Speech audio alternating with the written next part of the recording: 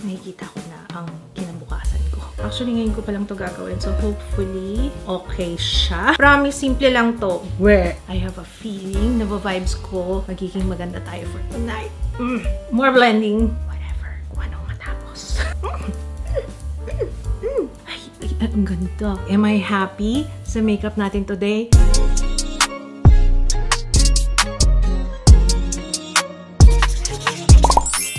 Hello everyone! Welcome back sa ating channel. It's been a while. Kailan pa yan gumawa ako ng last na Get Ready With Me? So, hi! Get Ready With Me. May pupuntahan tayong event later. Ito ang ambag ko sa lipunan sa ngayon. Pero sana, wish ko lang guys, sana makatulong tong video na to. If ever meron kayong atenan na something and nag-iisip kayo, ano kayang makeup ang gagawin ko? Kasi ito yung perfect na makeup. Simple lang siya, pero ina-accentuate niya yung natural features ng ating face. Kahit sinong gumawa nitong ganitong makeup, feeling ko bagay talaga. Oh, by the way, listahan ng mga produkto na ginamit ko na sa description box. Okay, without further ado, huwag na natin pahabain ng intro.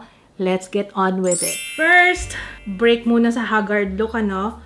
I'm using Fresh Look na color blue, actually.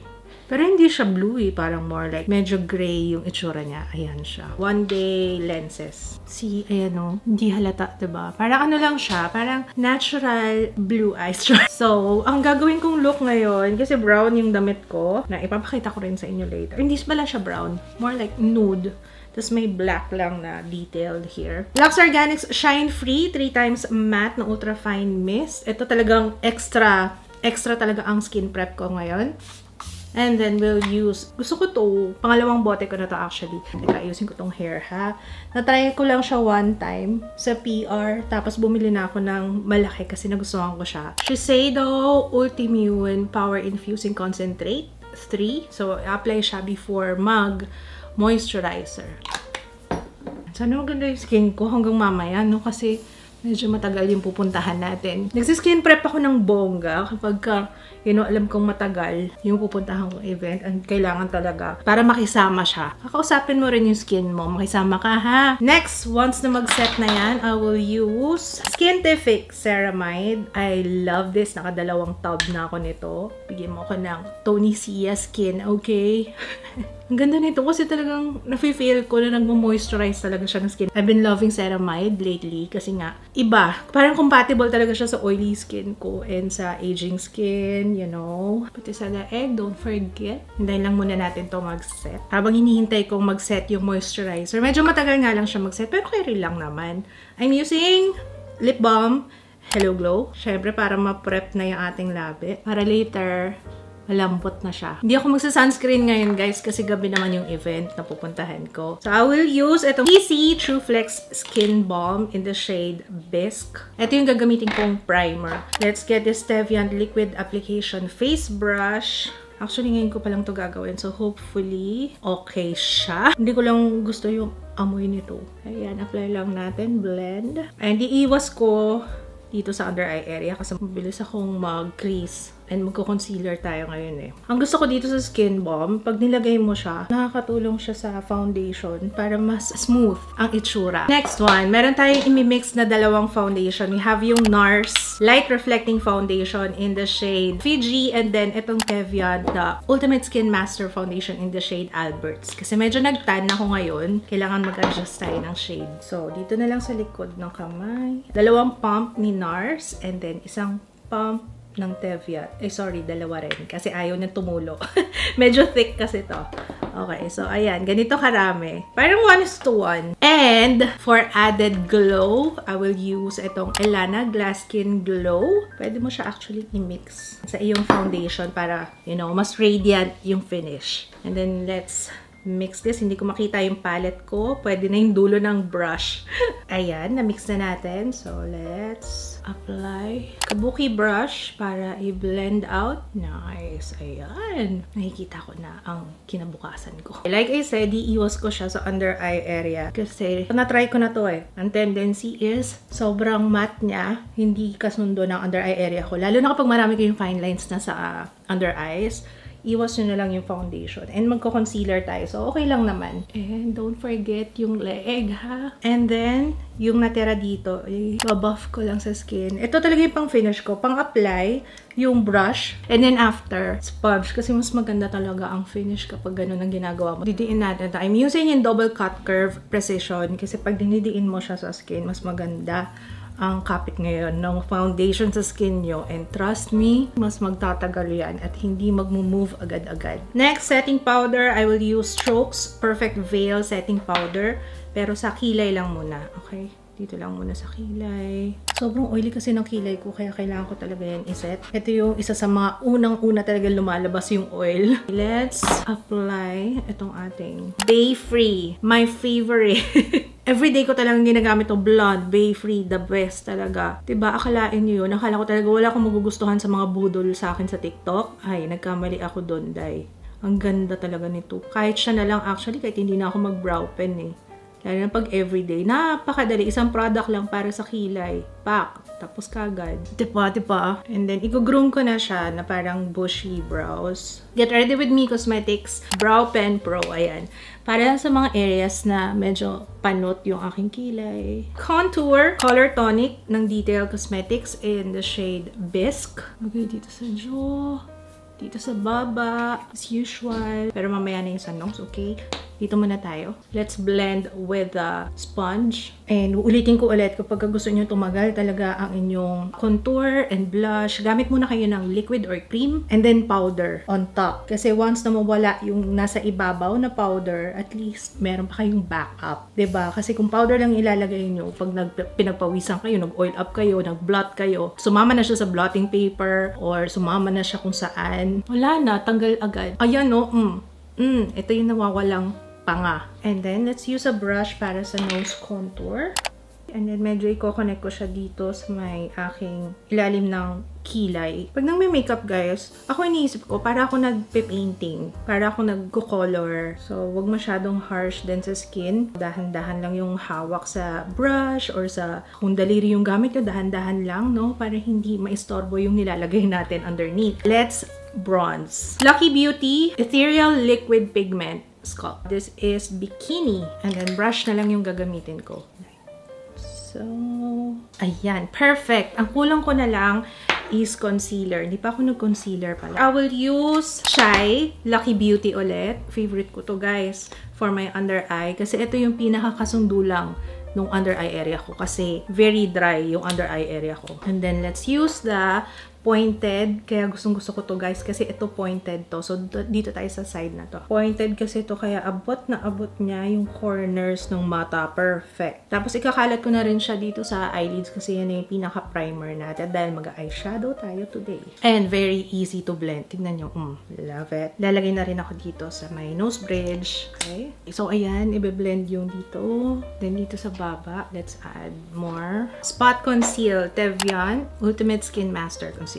Ang shade ko pala dito is Lisbon. Parang medyo light sa akin si Lisbon ngayon. Palit tayo. Capri. Feeling ko si Capri yung medyo darker. Medyo nagtan ako. Galing kami sa outing. Kaya yan ako. So, blend na natin yung binabad natin na Spot Conceal. Blush! Lucky Beauty Ethereal Liquid Flush in the shade Lacy. Ang ganda kasi ni Lacy eh. Talaga. Promise. Medyo itataas ko siya dito. Promise, simple lang to. Where? I will try my best na maging simple lang talaga for today. Let's blend this. Yun yung sinasabi ko sa inyo. Pagka kailangan nyo ng long-lasting talaga na blush, you know, yung wala na kayong time mag-touch up, maglagay muna kayo ng liquid talaga. Promise, liquid or cream. And then, gusto ko may konti dito sa nose. Let's blend ng sponge para lang to make sure na kapit talaga siya sa skin. I have a feeling, nava-vibes ko, magiging maganda tayo for tonight. Grabe yun, nakita niyo yung glow. Kaya gustong-gusto ko yung Lucky Beauty. Ang ganda ng formula talaga. The best! Pero mawawala din yung glow na yan once na mag-set tayo. Pero babalik din yan later on pag nag-oil up. So, I'm using yung Strokes Perfect Veil Setting Powder in Clear. And then, let's use the Small Velvet Puff. Ayan, available sa Antlitz brushes. Minimal baking lang. So, ilagay nyo lang siya dun sa mga part na feeling nyo mabilis kayo mag-oil up. Lalo na dito. Gusto ko tong Small Velvet puff, guys. Pointed kasi siya, so madaling i-apply yung powder. So, kahit may makeup ka na, kagaya niyan, may kilay na ako. So, kailangan iwasan ko yung kilay kasi masisira yung ginawa natin. Kita niyo yung instant blurring effect ng powder. Yung texture niya, guys, pagka finil mo, ayun, naririnig niya ba? And then sa leg. So, dito na tayo sa eyes. Alam ko yung mga nagre-request, gusto nyo naka-zoom pag sa eyes. Okay, medyo i-zoom natin. So, I will use, first time ko actually itong gagamitin, yung Can Make na eyeshadow. Ayan, M02. Ito muna yung gagamitin natin, okay? For transition. Let's get tapered blender ng Eye Essentials. Coming soon, guys. Alam kong hindi siya currently available, but soon. Ang pangalan pala nito, Silky Souffle Eyes. So, ilalagay ko etong shade na to dito sa corner. Papasok inside here, and then papasok inside. Ayan. Perfect. Hinlahin na rin natin siya pababa dun sa nose contour natin. And then, etong shade na to, this one, ayan, dito naman. Medyo darker siya than expected.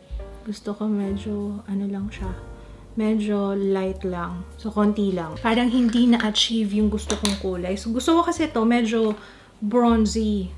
Ito kasi parang medyo dark siya, no? Naging deeper yung shade. So, I'll get BLK Daydream Multi-Palette. And then, ito yung bronzer, yung gagamitin natin. Caramel. And then, sa buong eyelids na. Then, kalat na rin natin siya pababa. Dito sa nose contour natin. Kung may extra time kayo, more blending. Alam ko, ako wala na akong extra time, pero more blending. Kasi gusto kong ma-achieve dito. Yung natural lang. Kaya ayoko nung dark. Kung anong magawa natin. Naghanap ako ng something black. Kasi yun yung gagamitin ko for our eyeliner and Tati Beauty. Yung black here. Actually, mimix ko siya with the brown kasi ayoko naman ng sobrang dark. Let's get an eyeliner brush. Kunin natin yung brown and then the black konting-konti lang. Wala siyang pangalan, ano, yung shades. Anyway, itong brown na to. Siya yung gagamitin kong eyeliner. Dito lang sa dulo. Isa rin marirecommend ko to, gumamit muna kayo ng black na eyeshadow pag nag-aaral pa lang kayo mag-eyeliner kasi mas mapapractice mo, especially sa different eye shapes. Kunwari, yung nauso dati na winged liner, sa totoo lang, hindi lahat binabagayan yun. And ako, right now, mas na-i-embrace ko yung mata ko using yung ganitong klaseng eyeliner. Pag ganito yung eyeliner ko, perfect. Mas na-appreciate ko yung mata ko, you know? And then, ganun din sa other side. Get Ready With Me Cosmetics Life Proof Fixing Spray in Radiant. Makakailang spray ako ngayon nito kasi gusto ko talaga tumagal yung ating makeup, ha? And Radiant yung mas bet ko kasi meron siyang added glow na binibigay sa skin. Lash curler. Hindi ako mag-falsies. Tingnan natin. Pag maganda yung lashes ko, hindi na ako mag-falsies. Pero pag hindi, huwag ka magpanggap. Falsies. At saka iniinitan ko talaga yung lashes, lalo na pag natapatan sa aircon. Mas maganda yung curl kapag medyo heated siya. Careline pala itong ginagamit ko na lash curler. I love this. Sobrang ganda nito. Oo, kasi yellow siya. Hindi, joke lang. Kasi talagang nakaka-curl siya ng lashes. At saka na-maintain niya yung curl. And right now, I've been using itong Make Lash Maximizing Mascara ng Detail Cosmetics. Maganda siya. Ewan ko kung yung brush ba, yung bet na bet ko. Pero ang ganda niya talaga. Yung formula niya, magaan lang. Kaya, hindi bumabagsak yung lashes ko. Yung lashes ko, guys, alam nyo naman, maiksi talaga yan. Pero tingnan nyo, para ako naka-falsies, pak. And of course, sa lower lashes din. Tapos na tayo sa eyes. Papatungan na natin yung contour natin. Powder na gagamitin ko, powder contour insert ng Easy Cosmetics Eclipse. Nose contour mo na. And then, ito. Next one is blush. Easy Cosmetics ulit. This one is powder blush insert erotic. Siya kasi yung kakulay ni Lacy. Konti na lang kasi tingnan nyo, medyo intense na yung blush natin So, medyo, you know, tipid-tipid na, no? Basta meron lang siyang powder on top. Nose. Highlighter. I will use itong highlighter. Topper pala itong nakuha ko. Sabi ko kasi, ang ganda nito. Supernova ng Get Ready With Me Cosmetics. So, ito muna tayo. EB Pro Glow Out Highlighter in the shade Strobe. My favorite. All-time favorite. Kuha ko ng brush and then lalagay ko siya dito muna sa tip ng nose for instant tangos. Promise, sabi ko sa inyo pag may sino yung matangos na yun? Sino siya? Tapos maglalagay din ako dito sa inner corners ng eyes. Then, konting highlighter sa ating taas ng cheekbone. Nanap na ako ng anak ko. Itong topper, ilalagay ko siya sa inner corner ng eyes kasi para mas added. Ay, ang ganda. Ito kasi may glitter siya. Ay, perfect. Wow. Lagay nga tayo dito konti. Kasi try lang. Wait lang. Tingnan natin. Yes. Grabe, nag-iba yung itsura ko na. Oh, love it. I love it. So, sa lips, meron ako ditong dalawang gagamitin. First one is lip liner muna. Vice Cosmetics Perfect Kiss in the shade Kiss Is It. Ilaline ko lang muna yung aking lips. Ito yung closest sa kulay ng labi ko eh. So, mag-overline tayo ng labi. Current favorite na lip liner ko to. Walang tagging. Malambot siya sa labi and tumatagal siya. Lastly, itong EB Matte Color Lock Lippy. Ang shade pala na to is Intimate. Habang hindi pa tuyo si Matte Color Lock Lippy, i-blend na natin para maganda yung seamless yung blend ng dalawang kulay sa labi natin. Final blending. And then magpapalit lang tayo ng damit. Okay. Tara. Okay, magdadagdag lang ako ng konting bronzer. Kasi wala lang, gusto ko lang. Maganda gumamit ng ganitong fluffy na brush para sa bronzer kasi mas kalat siya. Mas madali pati siyang, i-blend. Am I happy sa makeup natin today? Definitely. I love it. I love it. Ang ganda!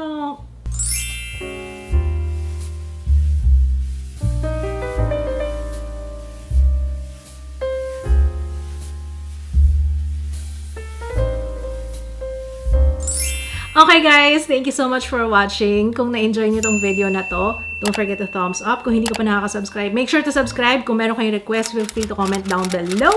And yeah, thank you for watching. Sana nagustuhan niyo tong look na to. And I will see you again on my next one. Bye!